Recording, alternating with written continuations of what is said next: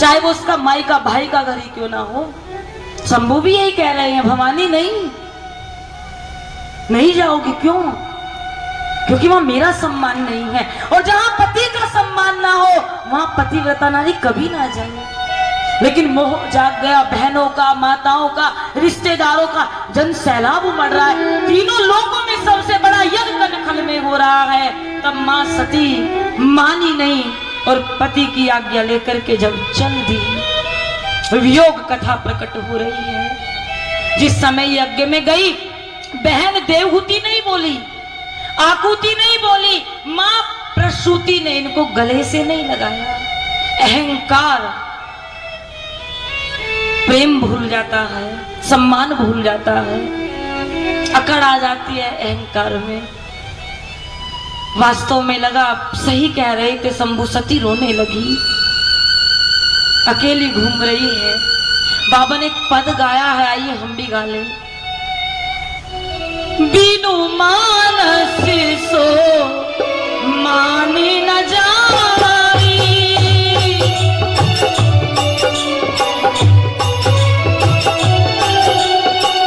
पाती व्रत तब कथा बताई।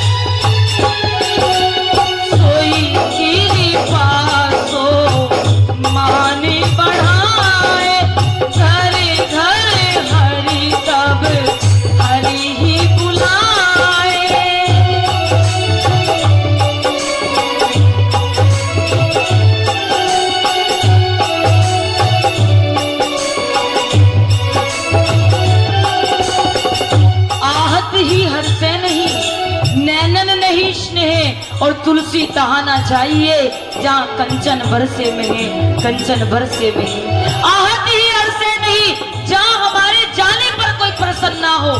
नैनन नहीं स्नेह, हमारे लिए किसी के नैनों में स्नेह ना हो। तुलसी तहाना चाहिए, तुलसीदास कह रहे वहां कभी मत जाओ। कहा? जहाँ नैनों में स्नेह नहीं है, जहाँ सम्मान ना होता हो, चाहे कंचन बरसे में, चाहे वहां सोने की वर्षा क्यों ना हो रही हो, जहाँ आपका मान सम्मान ना हो वहां कभी मत जाना। सती रोने लगी। महाराज दक्ष ने सोचा आप भूल गए ये मेरी कन्या है। अहंकारी रिश्ते भूल जाता है, भूल गए। सती को देखा, अच्छा महादेव की पत्नी खड़ी है। भगवान शिव को गाली देने लगे। सती सहन न कर पाई, एक ही बात कही, अगर भगवान रुद्र रूप में प्रकट हो गए ना बाबा, कुल नाश हो जाएगा। एक कन्या अपने दो कुलों के नाश को बचाती है। अगर मैं भी अपने स्वामी के हाथ चरण जोड़ूंगी ना, वो तब भी नहीं मानेंगे। उनका अपराध मत करो। इंद्रियां व्याकुल होने लगी, मस्तिष्क कांपने लगा। भवानी आज विचार करते मन से, मेरे पति ने मेरा त्याग कर दिया।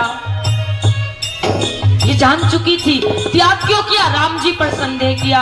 मां सती ने सोचा, हे सती अब तो अपराधी बन गई है, एक काम कर, इस तन को तपा ले।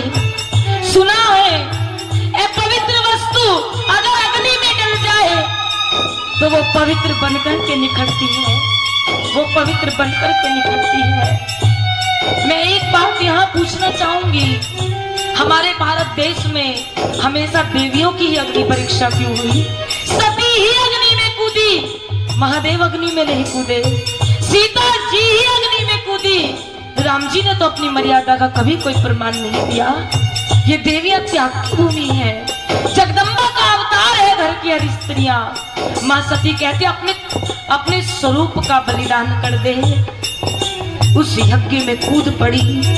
और जिस समय यज्ञ में कूदी एक ही बात कही, नाथ सुनो,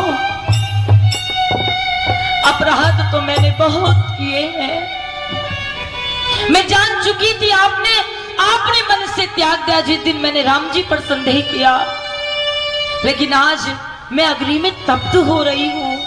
आज सती की अग्नि परीक्षा हो रही है और मैंने सुना है अग्नि में तपने के बाद सारे पाप मिट जाते हैं, एक नया नया जीवन मिलता है। जब मुझे नव जीवन निर्माणित किया जाए, मैं एक ही वरदान चाहती हूँ, क्या? मांगे ही पति सो पति ही समाना,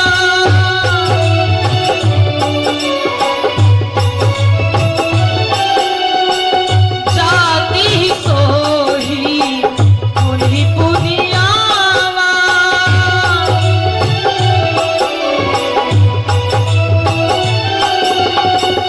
मेरा जब भी जन्म हो, मैं जब भी जन्म लेकर के अवतीर्ण हूँ, भूल जाना मेरे अपराधों को। और हे महादेव, ये सती की अंतिम इच्छा है, मुझे अपनी पत्नी के रूप में फिर स्वीकार करना। मैं जितनी भी बार जन्म लूं, मैं महादेव की ही अलादनी शक्ति बनूं, अर्ध शक्ति के रूप में प्रकट हूं। यहाँ भगवान के गण आए और आकर के भगवान का वीरभद्र अवतार हो गया। बोलिए रुद्र भगवान की जय।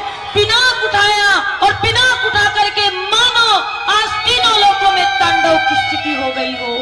सती के ग्रह में भगवान वीरभद्र बनकर के प्रकट हो गए, रुद्र अवतार लेकर के प्रकट हो गए। जैसे ही आए, दक्ष के सर को अलग कर दिया, धड़ अलग कर दिया। और जिस समय सर और धड़ अलग हुए, सती उस अग्नि में जल रही थी, उठा लिया अपने कर कमलों में। अब आप कहोगे, प्रश्न आप पूछोगे कि जिस सती का त्याग भगवान ने कर दिया था, आज उसका स्पर्श क्यों कर रहे हैं? महादेव ने सती का स्पर्श क्यों किया? क्यों किया? क्योंकि अग्नि में जाने के बाद सब पवित्र बन जाता है।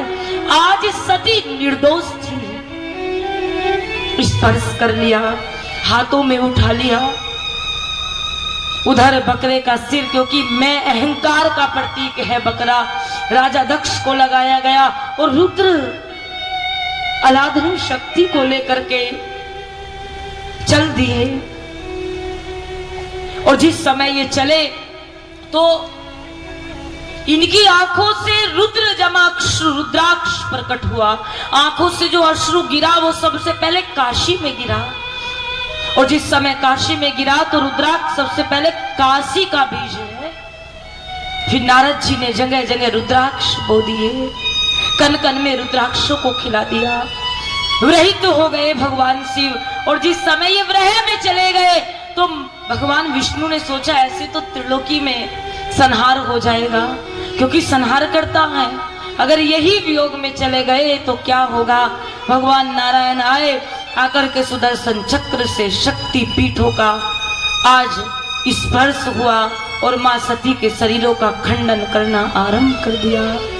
इस भारत देश को 51 शक्ति पीठ मिले।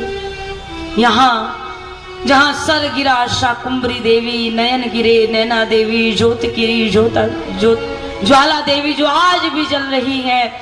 जहाँ ये जो बाल थे माँ सती के और चूड़ामणि थी, बालों का जो गुच्छा वो जलने लगा था, वे जाकर के कहाँ गिरे? वृंदावन में गिरे। किस जगह गिरे? वृंदावन में सती के केस और चूड़ामणि। भूतेश्वर महादेव जो भगवान शिव भूतेश्वर रूप में वृंदावन में वास करते हैं, भूतेश्वर के कुछ ही दूरी पर वो स्थान है जहाँ शक्ति पीठों में माँ सती के केसों का गुच्छा और माँ सती की चूड़ामणि गिरी। उस स्थान वहां माँ उमा के नाम से विख्यात हुई। गुजरात की पावन धरा पर जो अमावस्या होती है वो गिरी, वहां माँ शांकरी देवी के नाम से प्रसिद्ध हुई।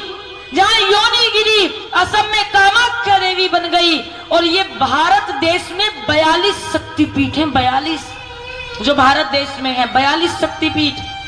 एक शक्तिपीठ पाकिस्तान में है, पहले अखंड भारत था, अखंड।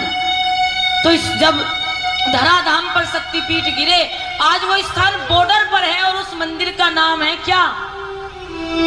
क्या नाम है? हिंगलाज माता जी का मंदिर। इतने युद्ध हुए, इतने बम उस पर डाले गए, लेकिन आज तक हिंगलाज माता जी का जो मंदिर था वहां शीश का ऊपरी भाग गिरा था। जो मां सती का शीश का ऊपरी भाग हिंगलाज मंदिर के नाम से पाकिस्तान में सुशोभित है। बहुत खंडन किया गया, लेकिन आज तक भी उस मंदिर का बाल बांका ना कोई बम कर पाया, ना कोई सैनिक, कोई भी नहीं कर पाया। ये इतनी बड़ी शक्तिपीठ है। 4 शक्तिपीठ बांग्लादेश में है, 4, एक तिब्बत में है। हमारा भारत देश अखंड भारत के रूप में सुशोभित था। 51 शक्ति पीठों से मां शरीर की कहीं उंगली गिरी, कहीं जो जाड़ जाकर के गिरी, वहां जाकर के मैया शिवानी कहलाई, कहीं भवानी कहलाई, कहीं ब्राह्मणी कहलाई, कहीं भीमा देवी कहलाई, कहीं शांकरी कहलाई, कहीं कामाख्या कहलाई, कहीं नैना, कहीं ज्वाला, कहीं कांगड़ा, अनेकों नाम मां सती के प्रतुभावित हो गए। और उन्हीं सती ने फिर अगला जन्म पार्वती जी के रूप में लिया। पार्वती खंड कल हम यहाँ सुनेंगे। थोड़ा सती खंड का जो गूढ़ भाव है वो कल मैं अवश्य लूंगी, क्योंकि अभी सती चरित्र के कुछ भाव आज रह गए हैं। तो कल शुभारंभ में लेकर के फिर पार्वती खंड की ओर हम सब कल बढ़ेंगे। आइए एक बार सभी भक्तों का बहुत बहुत अभिवादन, सभी को जय श्री राम, हर हर महादेव। थोड़ा दान की सूचना है, उसे सुने, फिर सीधा हम आरती की ओर बढ़ेंगे।